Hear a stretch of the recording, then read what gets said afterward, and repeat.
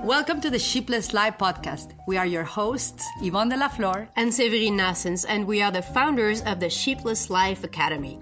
Join us at sheeplesslife.com for a free and exclusive masterclass on sheepless living. We created this podcast for women like you, who are ready and eager to live and lead without the herd mentality. Women who are ready to be, not who your parents told you to be. Not who the system expects you to be. Not who the media wants you to be. But who you can truly become. So relax, step out of the herd for a moment. Grab something to sip on and have a pencil at hand just in case you feel the urge to take some notes. Let's get the show on the road. Good morning, good evening, good afternoon, wherever you are, whenever you log into this podcast. This is Severine Nassens from Cancun, and on the other side we have the fabulous Yvonne de la Flor in the United States, in Las Vegas. Yvonne, how are you? In Las Vegas, baby. I'm doing because, I just had a great moment of like liberation and truth. And so I think the theme of today is going to be perfect and I feel more congruent to share what we're about to share in the podcast of today. So I'm doing great right now. Absolutely. Well, the theme for today is how to make a vision board or visionometer or dream board. It has many, many names, and it is something that I've come across many times already over the last couple of years in any type of coaching. With you in the Sheepless Life Academy, we make a vision board, which is absolutely fantastic. And recently I also came across yet another exercise in my Kabbalah class with Clementina. So today we'd like to share in this 20th podcast how to make a vision board. We'll give you the basics of that. So please make sure you have pen and paper at hand so you can write down the basic principles, and then afterwards you can go ahead and design your vision board for yourself. So awesome.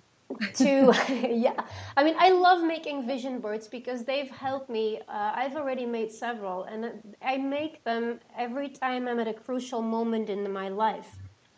They help me focus on what I want to have, what I want to manifest, what my dreams are, and it gives me clarity. They help me focus, and it also helps me get it out of my head, because oftentimes we have big dreams and big ideas. But if you don't write them down, if you don't put them in images or in writing, it kind of stays vague. I don't know if that has happened to you, Yvonne, but to me it helps. Since I'm pretty much a visual person, it helps me a lot to put it down on paper, take this big cardboard and stick all kinds of images on it as precise as possible of what I have in my mind, so that I can actually focus on those images and make them come true. Obviously, it's not because you've put stuff on a vision board that is all of a sudden it's going to happen. You have to do the work. I love, those are the most romantic words that I've ever heard. Do the work. And to take it the deeper romance, I think we should do a podcast about that. The deeper romance is, I'm actually doing the work, that you don't even have to say, do the work. I love what you said. I love the three things that you just said. Vision boards help you for clarity, focus, and getting them out of your head. I want to emphasize about writing things down. Putting things down on paper is a very powerful thing to do. You said, Seba, that you are visual. Mm-hmm. Other people are kinesthetic, and other people are auditory. They have more like visual components, right? Me, I'm more auditory, then I'm visual, and I'm also kinesthetic. But putting things in paper, yes, not only takes things out of your head, as you said, but liberates space for you to have more creativity coming into your head. The brain, the mind is like a computer. So the more you work on it, the more you write things down. That's the power of journaling, for example. The more it's called in the ancient teachings, the divine emptiness. You empty your mind. It's like the Zen teacher empty the cup so you can receive more wisdom. And so that's the aspect more mystical and spiritual. Mm-hmm. But there's an aspect that is more science-based called you create when you write down in paper. Not only you are having a visual, not only you're having a kinesthetic experience, you also have auditory because you got to hear yourself to be able to write. Like, what do I really want to write down? What are my ideas, etc. Not only you cover the three aspects of learning, visual, auditory, and kinesthetic, but you also create something. And whoever is listening to this, if you haven't heard of this, write it down. A neuroassociative conditioning. Yes. And that's a super powerful thing to do because what is a neuroassociative conditioning? You are conditioning your central nervous system, which is the seat of the subconscious mind, to actually take action, to actually move you forward into that vision board, into that wish, that desire, that dream that you now wrote it down. Mm-hmm. And if you're into time management, if you write down a dream, then you turn it into a goal, then you turn it into a measurable step, then you take action, then you track it, etc., etc. Mm-hmm. But the first thing is that it's a powerful thing to do writing. And a lot of people recently, they asked me, hey, I'm going to do it in the computer. I want to tell you something.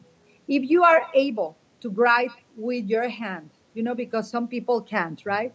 But if you are able to write with your hand, do it with your own hand. Do it the old style of pen and paper, vision board, paper and cutting things out. Make sure that you engage with your body.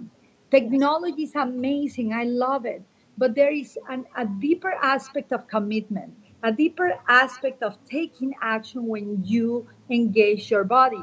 Because, when you do it in a computer, the memory of the computer keeps what you wrote, correct? Mm-hmm. But when you do it on paper, it's installed in the memory of your body. Yes. And that's why vision boards and future boards, etc., are far much more powerful when we do it from literally art from scratch than when we do it with other devices just to facilitate the process. Absolutely, and I can vouch for that because I've already also tried doing stuff on the computer, but it's very ephemeral. It doesn't stay. But when I do it on paper, when you go about writing things by hand, it's like magical. It's like a magical potion that you're putting down on paper. It's like a spell for yourself that takes things further because it stays with your mind. If you do the action, if you actually physically do it yourself, you will remember it a lot better than if you just do it on the computer. So that's a great tip, a great advice that you just shared with us, Yvonne. I totally agree with you on that.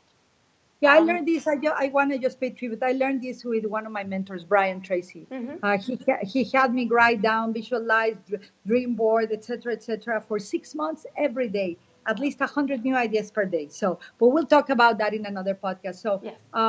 What is our next topic? So, shall we just share how to create a vision board, or? Sure. I think since this one is about taking action and being practical, Right. If you're okay with that, I'll share the 4 areas that in the very last vision board I made, the 4 areas that I used, because you can do this in many different ways. This is a very particular one that takes care of 4 very particular areas in life.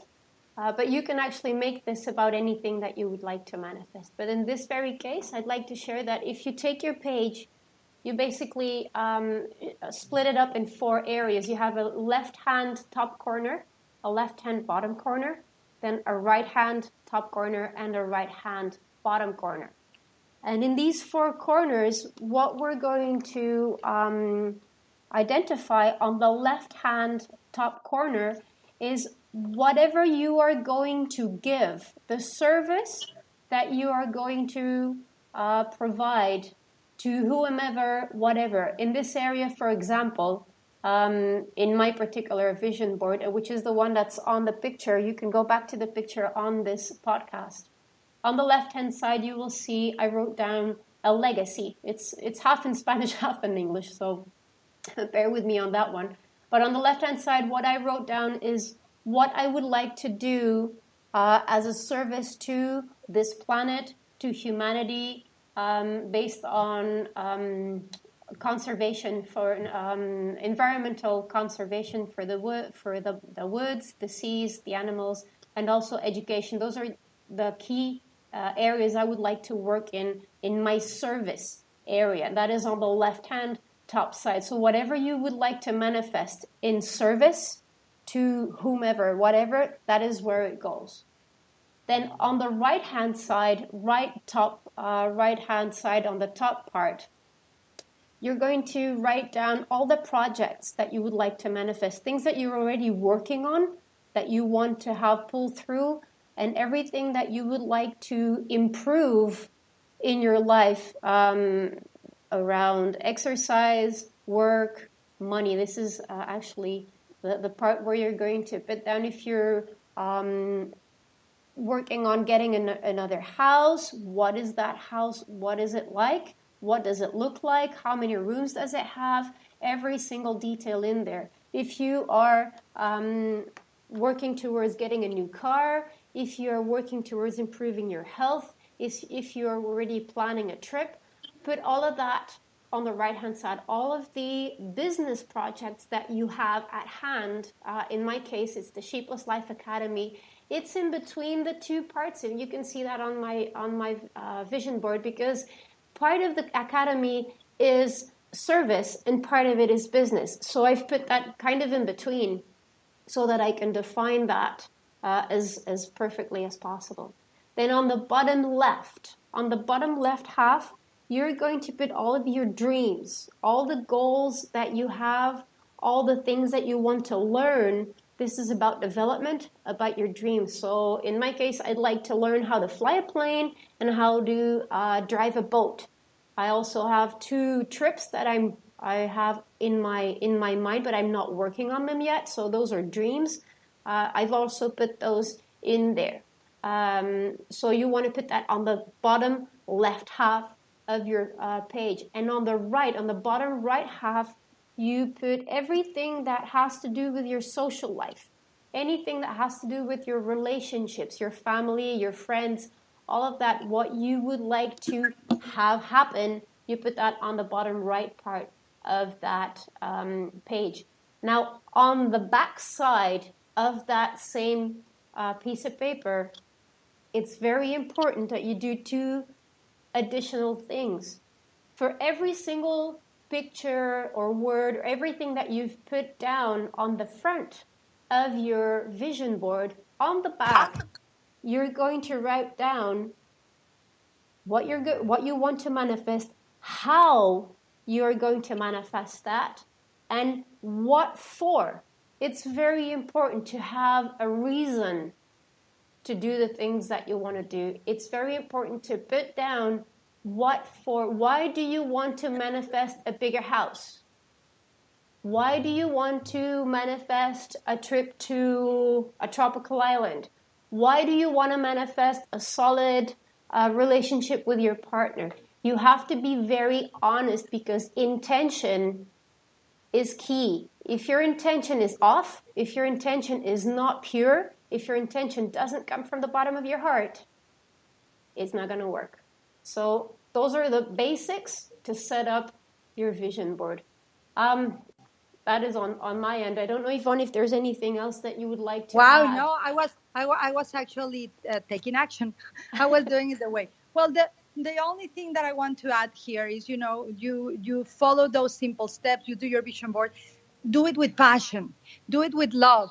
Do it with eagerness. Do it from the spirit of a child. Do it from the non-judgmental mind. If the perfectionist shows up, literally, I'm going to say something that may not sound very proper, but tell him, her, it to just be quiet. I was going to say it in another way. To be quiet and just engage your inner child, engage your inner joy. Because the more joy you infuse in your map, the quicker, the faster, not only you will take action with much more eagerness, consistency, discipline, and love, but also the manifestation of what you put in your dream board will come and meet you faster and sooner then you expect this to be so. So that's my 2 cents on this, because you did an amazing. This is just for clarification. This is from the Kabbalah, right? Well, this is from the Kabbalah class. It's not particularly. It's not particularly a vision board set up by Kabbalah. It's basically something that our Kabbalah teacher came across. She's also a life coach, and she's been through different processes. So it's something that she brought in. But the important thing that she added is the intentional part, because from a Kabbalistic standpoint, everything you do in life has to have pure intentions behind it. Well, I mean, in the Shapeless Life we teach, right? Yes, we always absolutely. teach something about Ralph Waldo Emerson. Intention is really vested with power. So thank you so much, Sebe. I don't know, is there anything else? Did we cover all the points? Well, we covered everything. What I would like to invite everyone who's listening to do is set up your vision board. It doesn't have to look perfect art-wise, okay? It has to make sense to you.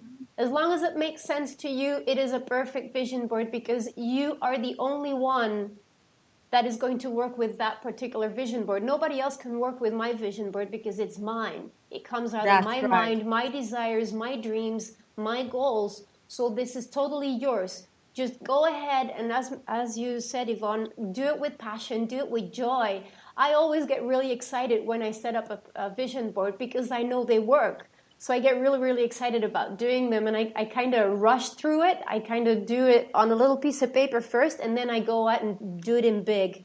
I take a big size cardboard and put everything on there. So go ahead, take your time to look for the images, get some, magazines, or print them from the internet and color them in, or just gather a whole bunch of stuff that you would like to put on your vision board, and then take your time and just envision everything that you're going to put on there. And once you've done that, I'd like to invite you to share them with us through direct messaging on Facebook or on our Instagram page.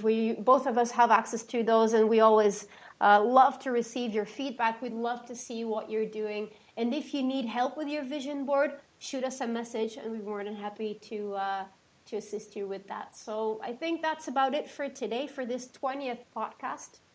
Thank you so much for joining in. Thank you so much for listening. And if you have friends or family that you think they may enjoy this one, share it with everyone, and invite them to follow us on the social media, on Instagram, on Facebook, on Twitter. And obviously, tune in to iTunes, Spreaker, iHeartRadio for more podcasts. This is it, and hear you next week. Adios. Bye.